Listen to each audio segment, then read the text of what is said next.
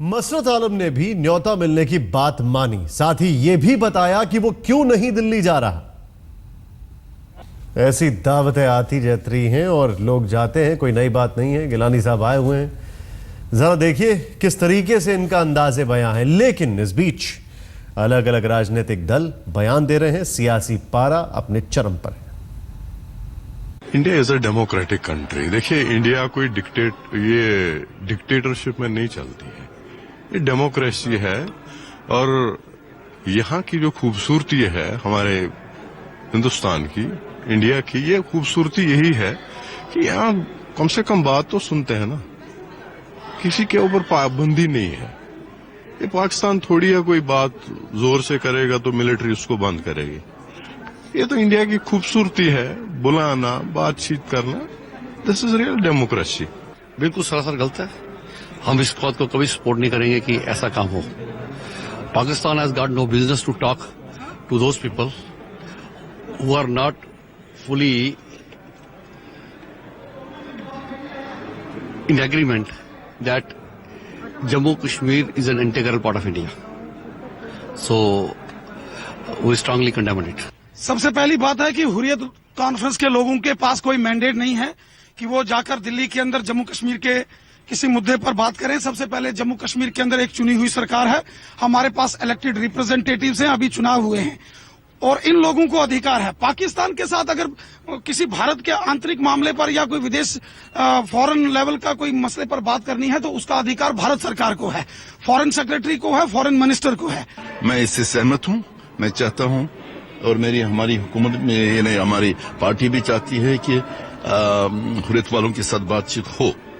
ये कोई गलत कदम नहीं है और मुल्की मुफाद में और जम्मू कश्मीर के मुफाद में भी ऐसा कदम उठाकर हुकूमत एक अच्छी शुरुआत है।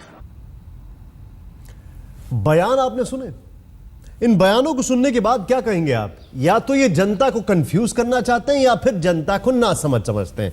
शुजा हमारे साथ हैं जम्मू कश्मीर से, स्मिता हमारे साथ दिल्ली से मौजूद है। सबसे पहले शुजा, मैं आपसे जानना चाहूंगा, ये क्या मतलब मजाक है? कोई सवाल खड़ा ये होता है कि पीडीपी के जो मंत्री हैं वो इसकी तारीफ करते हैं, बीजेपी की तरफ से जो मंत्री हैं वो इसकी बुराई करते हैं। एक धड़ा कुछ और बात करता है, दूसरी धड़ा कोई और बात करता है और इस बीच प्रधानमंत्री स्टेटमेंट देते हैं कि बातचीत से ही मसले सुलझेंगे।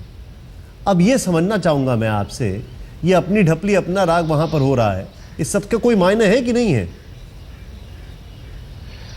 देखिए निशांत, अभी जो आपने मसरत आलम का बयान सुना उसमें उन्होंने कहा कि ये कोई नई बात नहीं, ये होता रहता है। ये वो बात सही है, ये पहले भी हुआ है, पहले भी सरकारों में इस तरीके से इन्विटेशंस आए हैं और लोग गए हैं मिले। लेकिन अलग बात जो इस बार ये है कि पिछली बार जब नरेंद्र मोदी सरकार आई थी और पाकिस्तान हाई कमीशन ने सेपरेटिस्ट को बुलाया था, उस वक्त एक कड़ा रुख अपनाया था नरेंद्र मोदी सरकार ने और पूरी की पूरी जो फॉरेन सेक्रेटरी लेवल टॉक्स हैं उनको कहीं ना कहीं एक तरीके से अबॉलिश किया था। और अब ये सवाल ये है कि आज की जो ये मुलाकात है ये किस बिना पे जस्टिफाई की जा सकती है। आपने देखा होगा जम्मू कश्मीर में सरकार दोनों पार्टियों की है, पीडीपी की है, बीजेपी की है।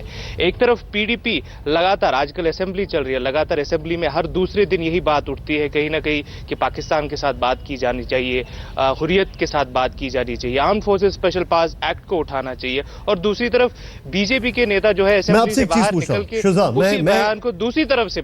शुजा, मैं आपसे उस इलाके की परिपेक्ष में बात पूछा हूं जिस इलाके में आप अभी मौजूद हैं। स्मिता, मैं आपके पास आ रहा हूं जल्दी से और संक्षेप में मुझे जवाब दीजिएगा। शुजा, जिस तरीके से कल बीजेपी के नेताओं ने विधानसभा के अंदर हंगामा खड़ा किया, उसके बाद बकायदा मुफ्ती साहब को स्टेटमेंट देना पड़ा, उसके बाद आज भी दोनों के सुर अलग अलग हैं। वहां के लोगों के बीच में क्या मैसेज देना चाह रहे हैं दोनों?